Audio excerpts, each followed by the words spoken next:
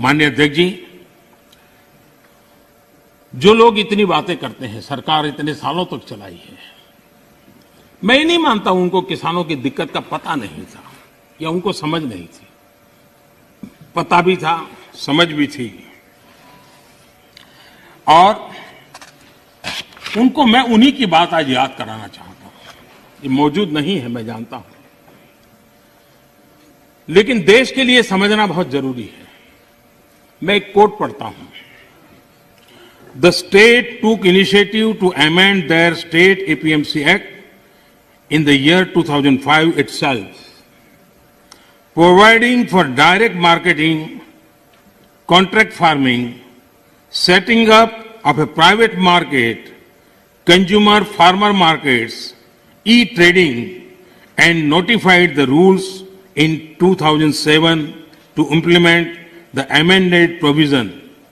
In fact, 24 private markets have already come up in the state. ये किसने कहा था? ये एपीएमसी एक्ट बदल दिया है, इस बात को कौन गर्व से कह रहा था? 24 ऐसे बाजार बन चुके हैं, इसका गौरव कौन कर रहा था? डॉक्टर मनमोहन सिंह जी की सरकार के कृषि मंत्री श्रीमान शरद पवार जी गर्व की बात कर रहे हैं। ये उनका कोर्ट में कह रहा हूं। अब आज एकदम से उल्टी बात कर रहे हैं, और इसलिए शक होता है कि आखिरकार आप किसानों को भ्रमित करने के लिए रास्ता क्यों चुना है?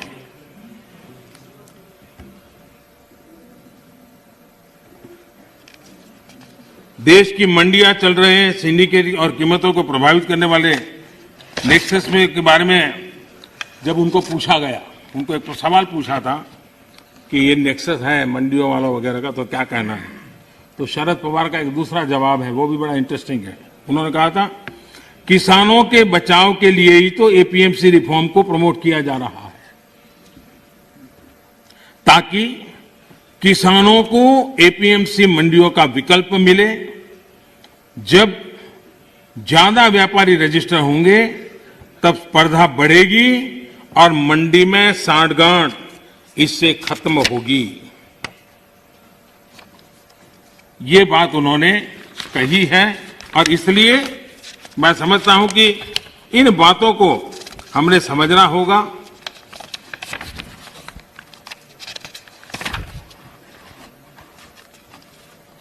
जहां इनकी सरकारें हैं अलग अलग, जो सामने बैठे हुए मित्रों की, उन्होंने भी कम अधिक मात्रा में इस कृषि क्षेत्र में रिफॉर्म करने का प्रयास किया भी है, और हम तो वो हैं जिन्होंने 1500 कानून खत्म किए थे।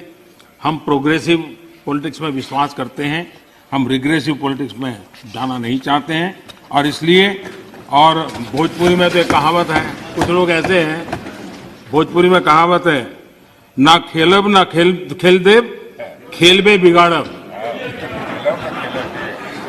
न खेलूंगा न खेलने दूंगा, मैं खेल को बिगाड़ के रखूंगा।